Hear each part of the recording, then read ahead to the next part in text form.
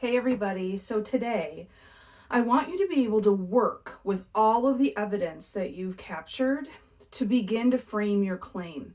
This is something that you should have been thinking about yesterday, and I've been planting seeds for this all week.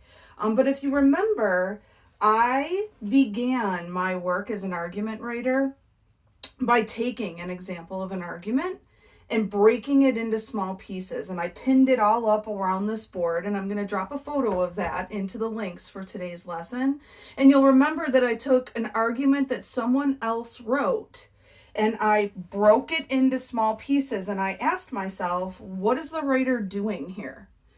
And what I've done today is I've removed the mentor text. I've removed that writer's work. And what I've kept are just the pieces. That writer wrote a really powerful argument. It had a claim. It had 3 different kinds of evidence, clusters of evidence. There was a description of the counterclaim or how people might argue what that writer was saying, and then a call to action. One thing that I can now do is look at all of the different evidence that I have, and I can begin to get a sense of what my claim might be and what form my writing is going to take. For instance, I might decide to actually write an old school argument using a pen, a pencil, paper, or a keyboard, computer. That's fine. You can write it old school if you want to. And these different components will guide you through and help you figure out what order do you want to actually execute your argument in. You can even play around and move some of these pieces around inside of your draft to experiment with the organization if you want to, or you can just keep it very structured. In my example, the writer started with a claim, 3 pieces of evidence, a description of the counterclaim, a refutation, why the writer thinks that the people who might argue that point are wrong, and then a call to action. If you want to see that original mentor text and what all of those components look like, check out the links, because I'm putting that mentor text that I was relying on, I'm dropping it back into the links for today's lesson. I want to encourage you to do something a little bit different though too. This is a vision board, and I'll move it up a little bit. I'm going to take a picture of this as well. What you'll notice is those components are still here. Claim, evidence, evidence, evidence, counterclaim, refutation, call to action. I could make an argument by actually making a speech and not necessarily using letters or words or print at all, other than what I'm articulating or saying aloud in video recording. I could also create and choreograph a dance that expresses a claim, that expresses evidence to support the claim, that gets at a counterclaim, that offers refutation, that calls people to action.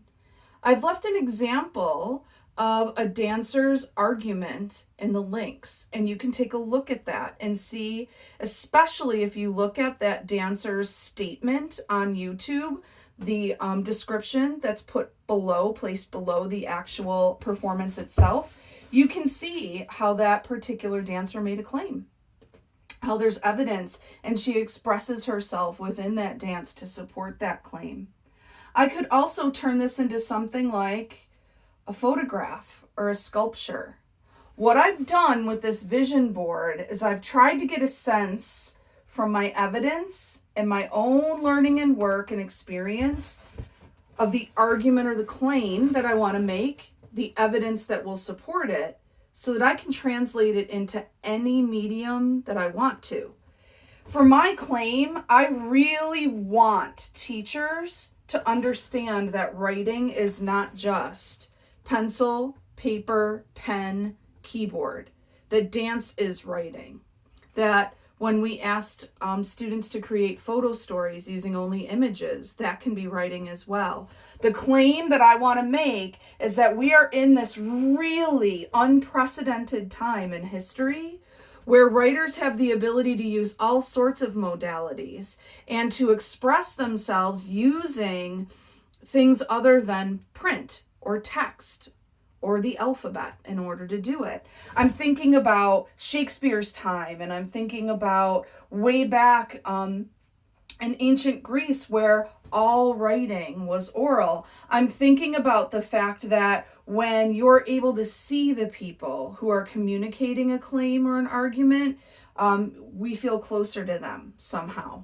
And if we're able to actually have conversations with people using digital technologies, where we're not just reading something on a flat piece of paper, but we're actually able to be conversing with the person who made the argument, that can be very powerful as well. You're going to notice that I've organized all of the pieces of the argument that I want to make, but I haven't used necessarily just letters and words. I've added pictures from my own experience and some artifacts that remind me of my call to action. These are buttons from a trip that I took, and the words on them are very powerful.